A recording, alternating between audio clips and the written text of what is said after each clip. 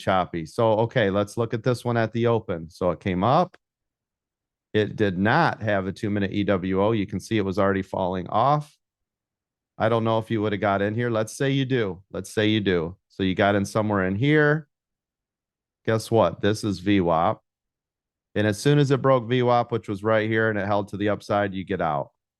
This one you got in. Looks like this candle. And you got paid. Barely, but you did.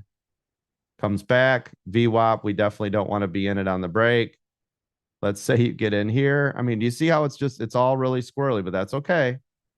We trade the trades, right? Now, you guys know I don't like anything around VWAP, and we'll discuss that in a minute. But I'm just saying, if you were just flat out, I'm trading the trades, I don't care, and it breaks there, no bueno again.